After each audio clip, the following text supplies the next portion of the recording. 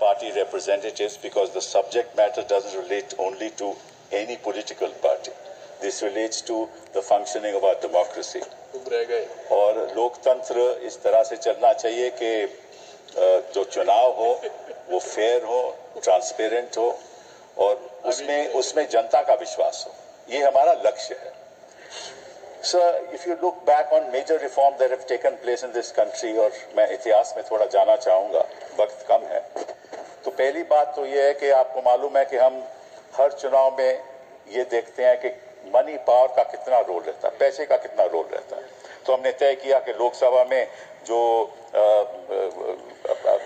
जो कैंडिडेट होगा वो 94 लाख खर्च, उससे ज़्यादा नहीं कर सकता, और असेंबली में 40 लाख. अब हम जानते हैं, आप जानते हो, सभी लोग जानते हैं कि क्या इसका पालन होता है? नहीं होता ना. तो कौन सा सुधार ला रहे हैं हम उसके बारे में?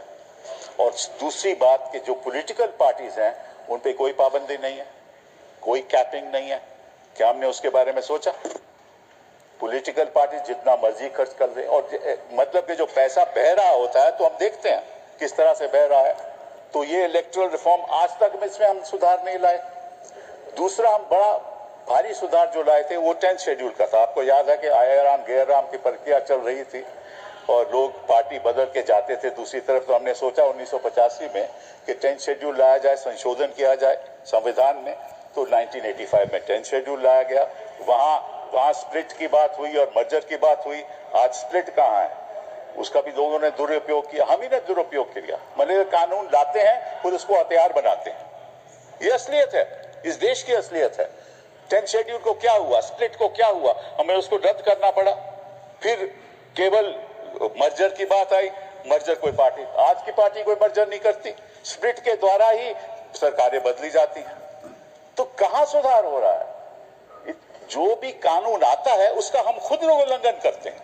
फिर आपको याद होगा 2017-18 में एक फाइनेंस बिल आया. मेरे दोस्त अरुण जेटली थी, वहीं बैठे थे और उन्होंने इंट्रोड्यूस किया और उन्होंने कहा जो पुराना जो फाइनेंस बिल के जो संशोधन कर रहे थे कंपनीज एक्ट में, क्या संशोधन था?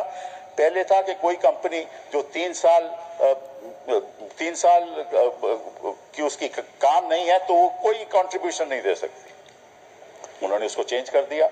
आप कंपनी आज इनकॉर्पोरेट करो, कल आप कंट्रीब्यूशन दे सकते हो. फिर दूसरा था कि जब तक वो 7.5% प्रॉफिट्स, नेट प्रॉफिट से ज्यादा नहीं कंट्रीब्यूट कर सकती, उसको रद्द कर दिया. आप जितना मर्जी कंट्रीब्यूट कर सके.